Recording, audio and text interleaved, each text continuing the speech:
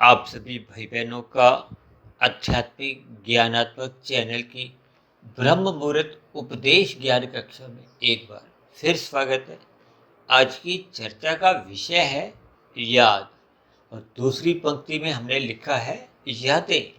लेकिन वो यादें शब्द हमने देखिए थोड़ा उसमें धुंधलापन है, उसमें कुछ कालापन आ गया है, जबकि याद शब्द में हमने पूर्ण रूप से वो सफेद रंग से दर्शाया। और तीसरी स्थिति हमने दिखाई है विस्मृति। विस्मृति को हमने देखी काले रंग से दर्शाया। ये काले रंग का अभिप्राय अज्ञानता से है, तामसी स्थिति से है। शास्त्रों में देखिए मन की चित्त की 5 स्थितियां समझाई गई हैं: मूढ़, क्षिप्त, विक्षिप्त, एकाग्र और समाधि। समाधि तो देखिए मायातीत की स्थिति है, यानी जब साधना करते करते योग की एक पूर्ण स्थिति बन जाती है, परमात्मा को हम पा लेते हैं, वही एक पूर्ण योग है। देखिए ये सभी स्थितियां आपके हमारे ये जो प्रकृति के 3 गुणों की जो स्थितियां हैं, मनुष्य अपने मिले हुए जीवन में मनुष्य जो नहीं इन 3 गुणों का कैसे कैसे संग करता है, क्योंकि ये माया के गुण हैं। माया के गुण का अभिप्राय ये एक प्रकृति की स्थितियां हैं, जिसमें सापेक्ष दृष्टिकोण से, क्योंकि तमोगुण से 10 गुना अच्छा तो रजोगुण कहा गया है, रजोगुण से भी 10 गुना अच्छा सत्वगुण कहा गया है। और शास्त्रों में रजोगुण और तमोगुण को एक बंधनदायक स्थितियों से भी समझाया गया। यहाँ मूढ़ का अभिप्राय मूर्ख से लिया जाता है, विस्मृति से लिया जाता है। इसीलिए तो हमने देखिए विस्मृति शब्द को पूर्ण रूप से काले रंग से दर्शाया है, जबकि यादें में हमने देखिए कालापन दिखाया है, लेकिन हल्की हल्की एक दूधिया सी रोशनी भी है। ये एक राजसी मनुष्य की स्थिति है, एक संसारी मनुष्य की स्थिति है। इसी को ही शास्त्रों में देखिए क्षिप्त कहा गया है। क्षिप्त का अभिप्राय एक संसारी मनुष्य जो कि विषय भोगों में ही अपने आप को लिप्त रखता है, संसार में ही उसका एक विशेष आकर्षण बना रहता है। इसी तरह शास्त्रों में स्त्री पुरुष का जो आपसी आकर्षण है, इसको भी रजोगुण से ही जोड़ा गया। अब रजोगुण को हमने देखिए यादें शब्द से जोड़ा है, जबकि शास्त्रों में स्पष्ट शब्दों में एक बात और कही गई है कि एक साधारण मनुष्य की जो एक स्थिति है, विशेष रूप से देखिए कलयुग में एक साधारण मनुष्य देखिए विषय भोगों की ओर अधिक आकर्षित होता है। तभी तो आपने देखा ना, पिछले कुछ वर्षों से 24/7 की जो एक स्थितियां बनी हुई है, जिसका अभिप्राय क्या है कि मनुष्य 7 दिन 24 घंटे विषय भोग। ये विषय भोग क्या है? गंध, रस, रूप, स्पर्श और शब्द, ये सूक्ष्म भूत भी कहलाते हैं। आपके हमारे जीवन के ये विषय भोग भी कहलाते हैं।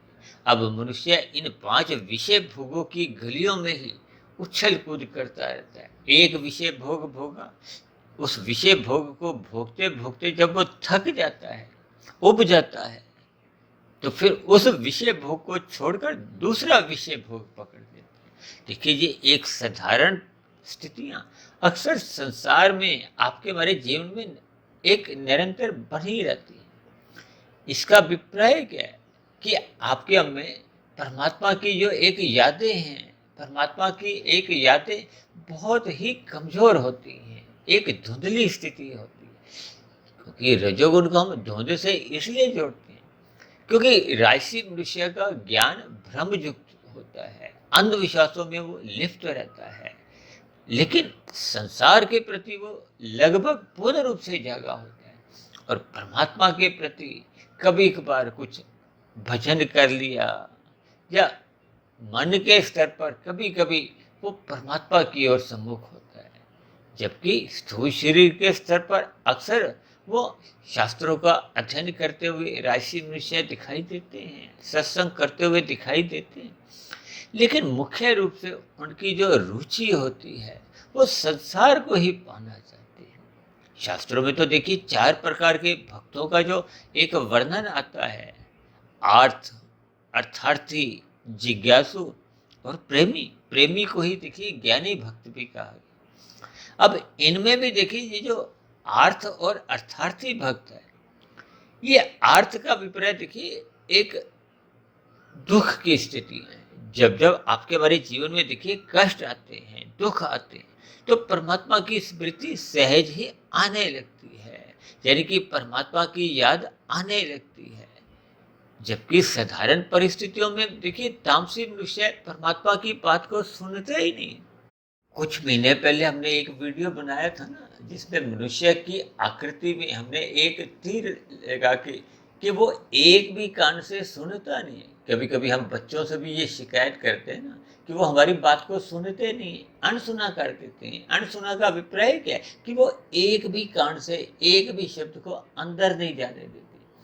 जबकि राशि मनुष्य देखिए लगभग एक कान से सुनता है और अपने व्यवहार में थोड़ा बहुत इस्तेमाल करता है, या व्यवहार में एक सात्विक स्थितियाँ कभी कभार बनाता है। फिर वो उस सुने हुए ज्ञान को दूसरे कान से लगभग निकाल देता है। ये एक भावार्थ रूप में है, यानी कि उसके आचरण में, उसके व्यवहार में वो सात्विक स्थितियाँ बन नहीं पाती। देखिए हमने सात्विक स्थिति को याद से दिखाया है। याद का अभिप्राय जब परमात्मा की स्मृति बनी रहती है, उसकी दिनचर्या एक व्यवस्थित बनी रहती है, उसका उठना बैठना खाना पीना, यानी कि उसके जीवन में धर्म प्रथम स्थान पे बना रहता है। अर्थ और काम एक धर्म की चार दीवारी में अवस्थानुसार जीवन की एक गुजर बसर करने के लिए ही बना रहता है। मुख्य रूप से उसकी परमात्मा के प्रति एक रुचि जगने लगती है, यानी कि परमात्मा की याद बनी रहती है। उसमें परमात्मा के प्रति एक विशेष प्रकार का एक झुकाव होता है। भले ही ऐसी स्थिति में अभी आध्यात्मिक उन्नति आरंभ नहीं होती, यानी कि योग की स्थितियां पूर्ण रूप से अभी स्थापित नहीं होती। देखिए योग का अभिप्राय निष्काम भाव से कर्मों से है, कर्म योग से है, ज्ञान योग से है, भक्ति योग से है।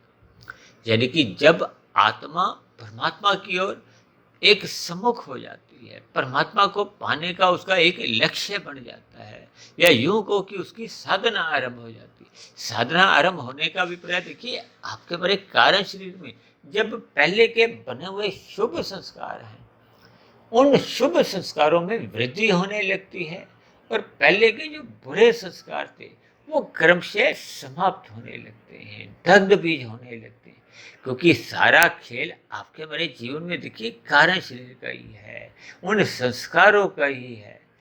कहते हैं कि मनुष्य से नीचे की और मनुष्य से ऊपर की जोनियां हो या मनुष्य जोनी हो, इन सब में देखिए कर्मों का जो नाश होता है, लेकिन नीचे की और ऊपर की जोनियों में संस्कार का नाश नहीं होता। ये संस्कारों की स्थितियां केवल मनुष्य जोनि में ही बनती है। यानी कि आपका हमारा जो एक स्वभाव है वो बनता भी मनुष्य जोनि में है और बिगड़ता भी मनुष्य जोनि में है। बिगड़ने का अभिप्राय क्या है कि जब जब मनुष्य देखिए पाप कर्म अधिक करता है। अब मनुष्य पाप कर्म कब करता है?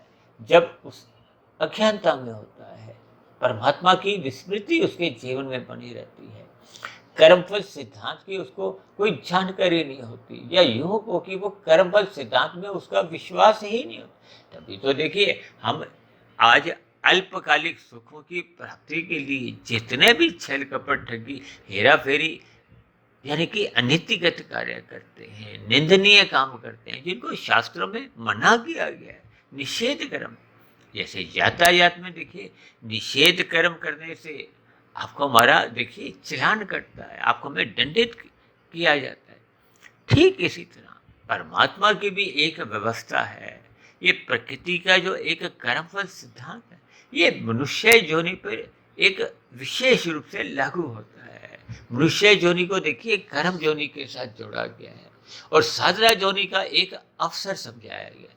अवसर का अभिप्राय क्या है कि आपको हमें मन की स्थिति से एक ऊपर उठना है। ऊपर उठने का अभिप्राय क्या है कि ये जो मूड की स्थिति है, विस्मृति आपके हमारे जीवन में यदि बन चुकी है, तो इस विस्मृति से आपको में एक रजोगुण की स्थितियों में आना है।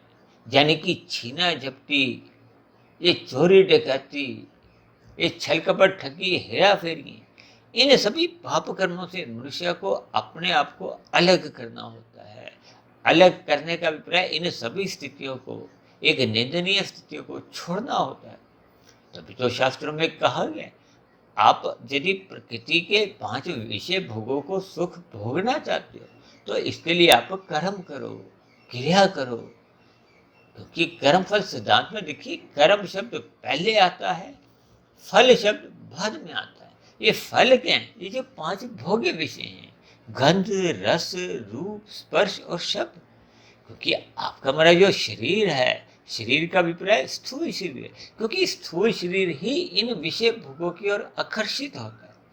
स्थूल शरीर का अभिप्राय ये 5 स्थूल भूतों से है, पृथ्वी, जल, अग्नि, वायु, आकाश, जिसका निर्माण माता के गर्भ में होता है। देखिए, माता के गर्भ में आपके हमारे शरीर का जो निर्माण प्रक्रिया है, वो 9 माह 9 दिन की शास्त्रों में समझाएगी।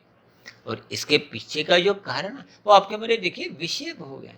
इन सभी स्थितियों को आपको में ज्ञान पूर्वक समझना होगा, अपने जीवन की स्थिति को समझना होगा, अपने मनुष्य योनि के मिले हुए अवसर का हमें आपको लाभ उठाना है। लाभ उठाने का अभिप्राय क्या है? कि मनुष्य को अपना सत्वगुण बढ़ाना चाहिए।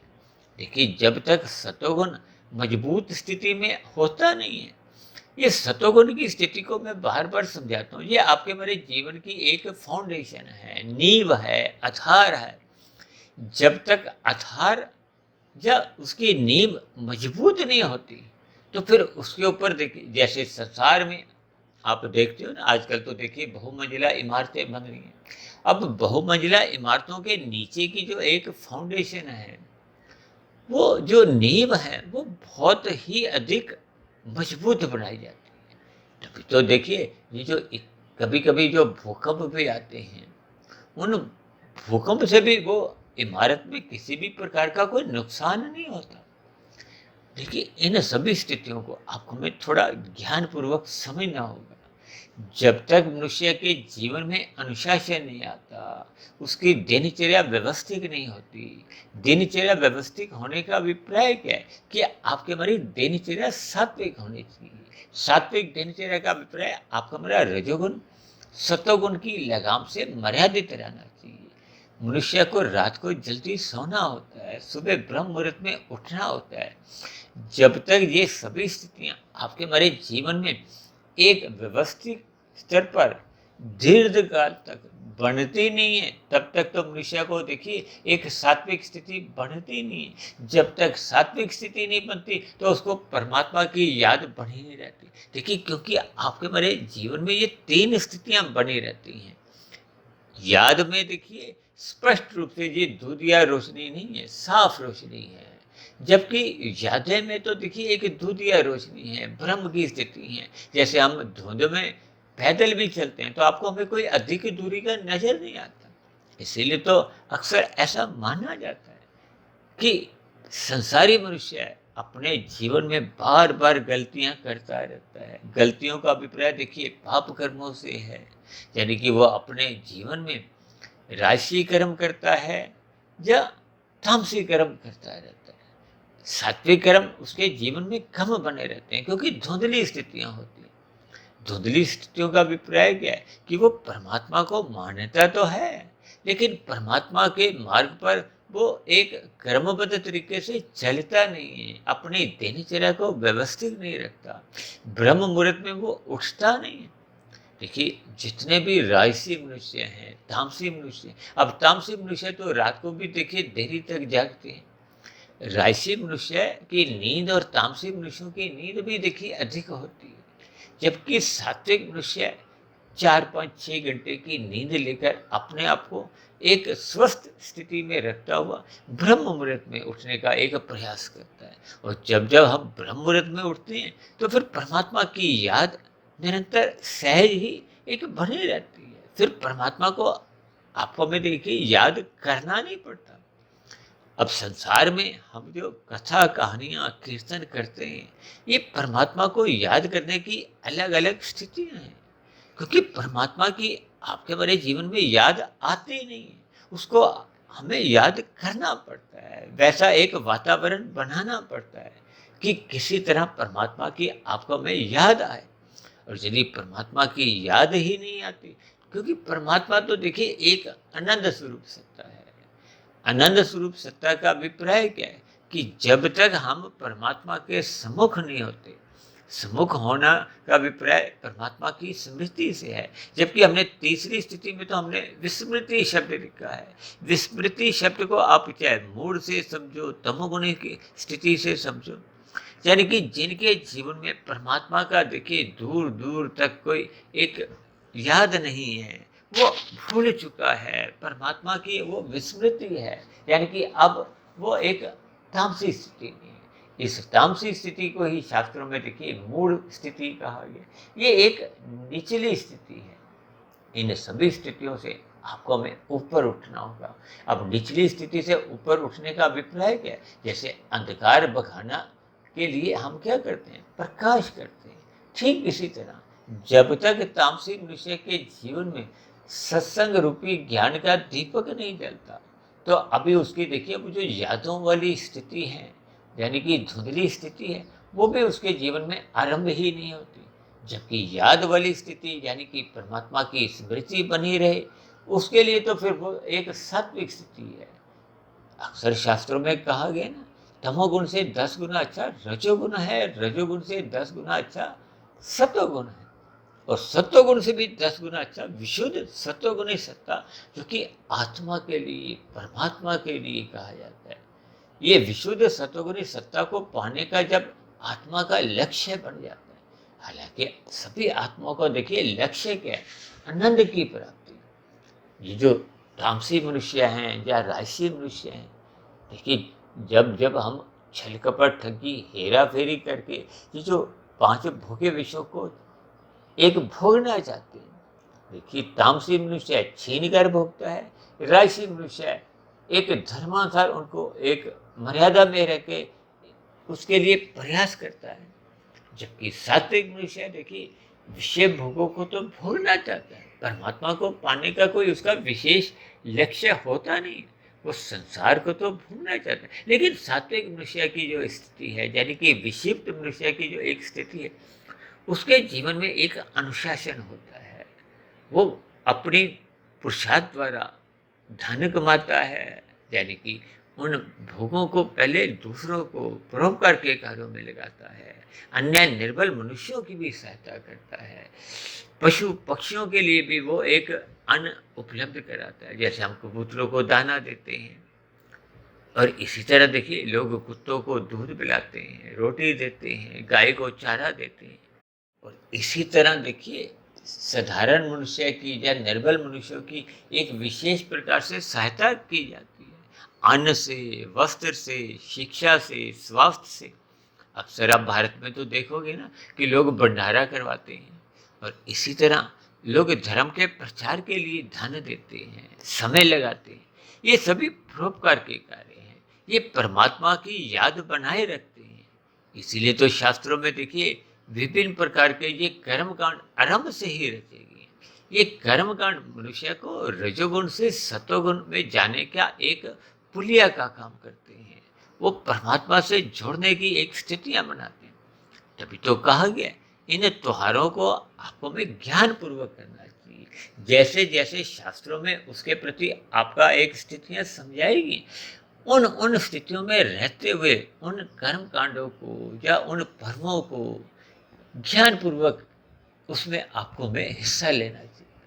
अक्सर मैं उदाहरण देता हूँ ना, हर 6-6 महीने बाद जो नवरात्रि की स्थितियां आती हैं, अब इन सभी स्थितियों में मनुष्य कुछ हद तक सात्विक बनता है, लेकिन उसके मन बुद्धि का जो एक स्तर है, सूक्ष्म शरीर के स्तर पर कोई एक स्थितियां बन नहीं पाती। इसीलिए वो कुछ अल्प समय के लिए वो सात्विक बनता है, फिर अपने संसार में वो लौट आता है, यानी कि उसके जीवन में सत्वगुण स्थापित नहीं हो पाता, सत्संग श्रद्धापूर्वक हो नहीं पाता, वो कर्म कांडों को ज्ञान पूर्वक करता नहीं है, लोभ से या भय से करता। ये लोभ या भय की स्थितियां देखिए एक अर्थ या अर्थार्थी भक्त की ही बनी रहती है, जिसमें मनुष्य की देखिए मुख्य रूप से जो एक इच्छा होती है वो संसार को पाने की होती है। ये संसार को पाने के लिए ही मनुष्य देखिए कर्म करता है। अब स्थूल शरीर के स्तर पर जो 5 कर्मेंद्रियां हैं, हाथ पैर वाणी लिंग गुदा, ये स्थूल शरीर की घोलकें समझाई गई हैं। और स्थूल शरीर की ही 5 ज्ञानेंद्रिय हैं, नाक, जिह्वा, आंख, त्वचा, कान। इनके स्तर पर जब हम विषय भोगों को भोगते रहते हैं, जबकि स्थूल शरीर तो देखिए इन गोलकों की स्थितियां जैसे जैसे प्रौढ़ अवस्था आती है, वृद्धावस्था की दहलीज में हम पहुंचते हैं, तो मनुष्य की ये स्थूल शरीर की ज्ञानेंद्रियां और कर्मेंद्रियां दोनों ही शिथिल होने लगती हैं, कमजोर होने लगती हैं। तब ऐसी स्थितियों में मनुष्य उन विषय भोगों का भोगने में समर्थ ही नहीं रहता। लेकिन मन के स्तर पर क्योंकि एक स्वभाव बना हुआ है, उन विषय भोगों को भोगने की एक इच्छा बनी रहती है, लोलुपता बनी रहती है। ये मन बुद्धि के स्तर पर जब एक विषय भोगों की इच्छाएं बनी रहती है, तो फिर कारण शरीर के स्तर पर भी वो जो भोगों के संस्कार वो बने रहते हैं। अब भोगों के संस्कार बने रहने के कारण आपके हमारे मन बुद्धि के स्तर पर बार बार फुरने उठते ही रहते हैं। इसलिए तो कहा गया कि आपको हमें मिले हुए जीवन में अपने कार्य शरीर की स्थितियों को सुधारना चाहिए, क्योंकि कारण शरीर के स्तर पर ही मरने के बाद की जो एक स्थितियों का निर्धारण है वो बने हुए कारण शरीर के आधार पे होती है। देखिए कारण शरीर में आपका हमारा कर्माशय बनता है और कर्माशय से संबंधित ही संस्कार बनते हैं। इन सभी स्थितियों पर मनुष्य को चिंतन करना है। ये चिंतन करने का अभिप्राय क्या है कि परमात्मा की स्मृति आपके हमारे जीवन में नित्य निरंतर बनी रहनी चाहिए। जब परमात्मा की याद बनी रहती है, यानी कि परमात्मा को आपको मेरे को याद करना नहीं पड़ता। देखिए राजसी मनुष्य को याद करना पड़ता है। सात्विक मनुष्य, जो कि शास्त्रों में देखिए विक्षिप्त स्थिति एक तकनीकी रूप से कहा गया, सात्विक मनुष्य के मन मस्तिष्क के स्तर पर, यानी कि सूक्ष्म शरीर के स्तर पर परमात्मा की याद बनी रहती है। इसीलिए तो मैंने देखिए याद शब्द को सफेद रंग से दर्शाया। भले ही साधना की देखिए स्थितियां तो बनी, लेकिन साधना तभी आरंभ होती है जब मनुष्य अपने जो चल रहे परोपकार के कार्य हैं उनमें सकामता हटा देता है और निष्कामता ले आता है। निष्कामता लाने का अभिप्राय क्या है कि अब आपका हमारा संसार को पाने का एक लक्ष्य समाप्त हो जाता है। संसार को पाने की जो मन में एक लोलुपता थी, इच्छा थी, वो समाप्त होने लगती है। यानी कि जीवन की आवश्यकताओं की पूर्ति के लिए तो मनुष्य पुरुषार्थ करता है, लेकिन शेष पुरुषार्थ में उसकी एक निष्कामता बनी रहती है। यानी कि वो अन्य मनुष्यों की सहायता भी कोई फल पाने के उद्देश्य से नहीं करता। वो परोपकार के कार्य भी धर्म के लिए प्रचार भी करता है, अपना धन भी लगाता है, लेकिन उसकी फल पाने की इच्छा नहीं होती। जब फल पाने की इच्छा नहीं होती तो फिर इच्छा किसकी होती है? परमात्मा को पाने की। यानी कि परमात्मा को पाने का एक आत्मा का एक लक्ष्य बन जाता है। हालांकि तकनीकी रूप से तो से देखिए सभी आत्माओं का लक्ष्य परमात्मा को पाने का ही होता है, लेकिन प्रकृति के विषय भोगों को भोगते भोगते, क्योंकि माया के ये जो तामसी और राजसी गुण हैं ये आपके हमारे ज्ञान को, क्योंकि आत्मा तो ज्ञान स्वरूप है, लेकिन ये ज्ञान कब आवृत होता है? जब हम परमात्मा की याद से एक नीचे यादों में आ जाती है, यादों से फिर विस्मृति की स्थितियां बनती, क्योंकि जब जब आपकी परमात्मा की एक याद को स्मृति घटती है, यानी कि जब जब सत्वगुण कमजोर होता है तो आरंभिक स्थितियों में मनुष्य रजोगुण में गिरता है। अब रजोगुण में उसके संसारी विषय भोग अधिक होने के कारण, प्रमाद की स्थितियां आने के कारण, फिर परमात्मा की देखिए वो बुराई तो नहीं करता, लेकिन परमात्मा की जो एक याद है वो निरंतर बनी नहीं रहती। फिर वो धुंधली धुंधली स्थितियां होती। उसी धुंधली स्थितियों को ही हमने देखिए यादें शब्द से दर्शाया। और फिर धीरे धीरे जब सतोगुण की और न्यून स्थिति आती है तो फिर मनुष्य रजोगुण से भी नीचे मूल स्थिति में, तामसी स्थिति में पहुंच जाता है। यहाँ उसको दूर दूर तक देखिए परमात्मा की स्मृति नहीं रहती, यानी अब अज्ञानता आने लगती है, अंधकारमय स्थितियां बन जाती है। इसलिए तो हमने विस्मृति को हमने देखिए काले रंग से दर्शाया। आज मनुष्य देखिए मांसाहार भोजन का सेवन करता है, शराब का सेवन करता है। अब मांसाहार भोजन का सेवन का तो देखिए शास्त्रों में कहीं भी कोई एक विहित कर्म नहीं है, वो तो निषेध कर्म है। हम जितने भी पशु पक्षियों की हत्या करते हैं, भले ही खाने वाला प्रत्यक्ष रूप से नहीं करता, लेकिन मुख्य रूप से दोषी या पापी तो देखिए खाने वाले का ही कर्माशय बनता है। जब खाने वाले का देखिए पाप कर्मों का कर्माशय बढ़ता जाता है, तो फिर संचित कर्मों में पाप और पुण्य की जो एक अनुपात है उसमें बिगाड़ आ जाता है। उसमें देखिए पाप कर्म अधिक होने से फिर मरने के बाद मनुष्य को नीचे की योनियों में प्रकृति जन्म लेने को फिर बाध्य कर देती है। इन सभी स्थितियों पर आपको हमें थोड़ा चिंतन करना चाहिए, ताकि आपके हमारे जीवन में देखिए विस्मृति की स्थितियां कम से कम बनने ना पाए। और ये तभी संभव होता है देखिए जब हम शाम को अंधकार में स्थितियां होती हैं, तो उस अंधकार को हम बर्दाश्त नहीं करते। यानी कि जैसे ही सूर्य डूबता है, तो सूर्य डूबने के बाद जब देखिए एक धुंधली स्थिति होती है, फिर धुंध बढ़ते बढ़ते क्या होता है, अंधकार में स्थितियां होती हैं। और अंधकार में स्थितियों से मनुष्य को देखिए ठोकरें लगती है, हम अपने क्रियाओं को कर नहीं पाते। यदि करते हैं तो स्थूल शरीर के स्तर पर ही ठोकरें लगती हैं। ठोकरों का अभिप्राय क्या है, चोट लगना, दुख पहुंचना। ये सभी स्थितियां एक विस्मृति के कारण, एक भोगी मनुष्य के जीवन में, एक तामसी मनुष्य के जीवन में फिर मरने के बाद कुछ ऐसी ही स्थितियां बनती हैं। ये जो 84 लाख प्रकार की जोनियों में 80 लाख प्रकार की जोनियां ये नीचे की जोनियां हैं, तामसी जोनियां। क्योंकि परमात्मा ने देखिए न्याय भी करना है। न्याय का अभिप्राय क्या है, क्योंकि जब मनुष्य ने देखिए पाप कर्म किए थे, शास्त्रों के विरुद्ध अपनी दिनचर्या रखी थी, कितने पशु पक्षियों की हत्या की थी, तब ऐसी स्थिति में जैसे न्यायालय में देखिए किसी अपराधी का एक दोष सिद्ध हो जाता है, तो फिर उसको देखिए जेल में डाल दिया जाता है। ये नीचे की जो 80 लाख प्रकार की जोनी है, ये जेलें ही हैं। अब क्योंकि परमात्मा देखिए परम दयालु है।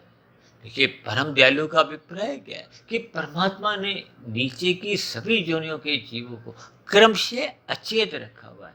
अब नीचे की देखिए पेड़ पौधे जोनि तो पूर्ण रूप से ही लगभग अचेत माने जाते हैं। हम आपका हमारा जो भोजन है वो वनस्पति है। अब पेड़ पौधे तो वनस्पति कटते रहते हैं, जड़ी बूटियां कटती रहती हैं, उनको कोई पीड़ा नहीं होती। लेकिन जैसे जैसे वो अगली जोनी में आते हैं, कीड़े मकोड़ों को कुछ पीड़ा होती है, पक्षियों को कुछ अधिक पीड़ा होती है, पशुओं को और अधिक पीड़ा होती है। और पशुओं के बाद की जो एक जोनी है वो मनुष्य जोनी की है। मनुष्य को एक विकसित बुद्धि दी है, यानी कि आपको में सुख और दुख दोनों ही प्रभावित करते हैं। आपको में विकसित बुद्धि इसीलिए दी है कि हम अपने मिले हुए जीवन में अपने कर्मों की दिशा में बिगाड़ नहीं लाए, अपने मिले हुए जीवन के अवसर का लाभ उठाते हुए परमात्मा की स्मृति बनाएं, परमात्मा की याद करें, ताकि याद करते करते परमात्मा को याद करना आपका हमारा स्वभाव बन जाए। परमात्मा की ओर सम्मुख होना आपके हमारे जीवन का एक लक्ष्य बन जाए, ताकि हम कर्म जो, ज्ञान जो, भक्ति जो की एक जो योग की स्थिति है, कर्म से अपनी आध्यात्मिक उन्नति की ओर चले। ये सभी स्थितियां इसलिए बनाई गई हैं कि आपको हमें ज्ञान होना चाहिए। और यदि मनुष्य को अपने मिले हुए जीवन का कोई विशेष ज्ञान नहीं है, अपने मिले हुए जीवन का कोई विशेष उसको बोध नहीं है, अब देखिए कोई परीक्षा में बैठा हुआ है, उसको अपनी उस परीक्षा के 3 घंटे का कोई ज्ञान ही नहीं है, वहाँ वो अपना समय बेकार करता जाए। देखिए जब हम रजोगुण की स्थितियों में रहते हैं तो ये भी एक निंदनीय स्थिति है। निंदनीय भले ही शास्त्रों में एक रजोगुण की प्रति उदासीन के लिए तो कहा गया है, लेकिन एक साधारण स्तर पर रजोगुण और तमोगुण देखिए पास पास है। जब जब मनुष्य रजोगुण में गहरे तल पे उतर जाता है तो उसका तमोगुण में गिरना होता है। इसलिए हम बार बार अक्सर कहते रहते हैं कि रजोगुण को सत्वगुण की लगाम से रखो। तभी तो भगवान श्री कृष्ण जी ने गीता में ये जो 5 घोड़े हैं आपके बड़े एक भोग्य विषय हैं, तभी तो स्थूल शरीर को एक रथ की एक स्थिति समझाया है। 5 घोड़े आपके बड़े भोग्य विषय हैं, इनको एक नियंत्रण में रखना होता है मन की लगाम से। मन की लगाम सात्विक बुद्धि के अनुसार होनी चाहिए। और यदि बुद्धि ही राशि बन जाती है, हम मन बुद्धि इकट्ठे ही देखिए विषय भोगों में रुचि लेने लगते हैं, जब हम छल कपट ठगी करते हैं तो आपकी हमारी बुद्धि भी फिर तामसी बन जाती है, हम हेरा फेरी ही करते हैं। अब जितने भी देखिए बड़े बड़े कोई अपराध हैं बिना बुद्धि के तो संभव ही नहीं है, लेकिन ऐसी बुद्धि फिर तामसी बनती है। तामसी बुद्धि, तामसी मन, ये सभी आपके हमारे पाप कर्मों में एक सहायक बनते हैं। और पाप कर्मों के अधिक होने से फिर मनुष्य का कार्यशील बिगड़ जाता है, बुरे संस्कार रहते हैं। बुरे संस्कारों से फिर वो बार बार बुरी फुर्ने ही मन में उठती हैं। ये सभी स्थितियाँ मनुष्य का जीवन बर्बाद कर देती हैं। इसलिए हम सभी भाई बहनों को अपने मिले हुए जीवन के उद्देश्य को समझना होगा। जन्म मरण के बंधन से मुक्ति पाने के लिए आपको में साधना करनी चाहिए। यदि मनुष्य साधना आरंभ नहीं भी करता तो कम से कम मनुष्य को अपना रजोगुण यानी कि अर्थ और काम मर्यादा में रखना चाहिए। और ये मर्यादा में तभी रह पाते हैं जब धर्म प्रथम स्थान पे रहता है। धर्म प्रथम स्थान पे तभी बच पाता है जब हम निरंतर अपने जीवन में सत्संग करते हैं। सत्संग करने से ही आपके हमारे जीवन में एक मर्यादाएं रहती हैं, अनुशासित जीवन रहता है। आपका एक उठना बैठना खाना पीना यानी कि जीवन में एक व्यवस्था बनी रहती है। यानी मनुष्य को अपने मिले हुए जीवन में यथासंभव सत्वगुण बढ़ाना चाहिए। ये बढ़ा हुआ सत्वगुण ही मनुष्य को पाप कर्मों से रोकता है, परमात्मा की एक याद बनाए रखता है और बुराइयों से सदा ही दूर रहता है। कम से कम मनुष्य को मरने के बाद नीचे की योनियों में जाना नहीं पड़ता, पुनः मनुष्य योनि की प्राप्ति होती है। अब मनुष्य योनि की प्राप्ति होना भी अपने आप में देखिए एक सफलता है। इसलिए मेरी आप सभी भाई बहनों से विनती है कि परमात्मा की याद बनाए रखें, यानी कि सत्संग करते रहें। रात को जल्दी सो जाना चाहिए और सुबह ब्रह्म मुहूर्त में उठकर शास्त्रों का अध्ययन करना चाहिए। अपनी दिनचर्या यानी कि अपनी जो राशि स्थिति है उसको एक अनुशासन में रखना चाहिए, उसको बिगड़ने नहीं देना चाहिए। क्योंकि रजोगुण से बिगड़ते हुए मनुष्य तमोगुण में गिरता है, अधोगति की स्थितियों को फिर वो मरने के बाद प्राप्त होता है। तो इन सभी बुराइयों से बचने के लिए हमें श्रद्धापूर्वक सत्संग करते हुए अपनी याद की स्थिति में सदा ही अपने आप को स्थित रखना होगा, परमात्मा की स्मृति बनाए रखना होगा। तो इन्हीं शुभ स्थितियों के लिए मेरी आप सभी भाई बहनों को बहुत बहुत शुभकामनाएं। तो अब चर्चा विशेष को भी यहीं विश्राम देते हैं। शाम को फिर मिलते हैं संध्या बेला ज्ञान कक्षा में। तब तक आप अपने आध्यात्मिक मित्र सुधीर भाटिया फकीर को इजाज़त दें। आप सभी भाई बहनों की भी सात्विक स्थिति मजबूत हो ताकि परमात्मा की याद सहज ही आपके हमारी स्मृति में बनी रहे। फिर भी चर्चा संबंधित आपके मन में कोई प्रश्न उठ रहा हो, कोई मेरी कही गई बातों पर यदि कोई आपको आपत्ति हो, शिकायत हो, तो नीचे दिए गए कमेंट्स बॉक्स में आपके प्रश्नों का, शिकायतों का सदा ही स्वागत है। तो चर्चा विषय को ध्यानपूर्वक सुनने के लिए आप सभी भाई बहनों का भी बहुत बहुत धन्यवाद।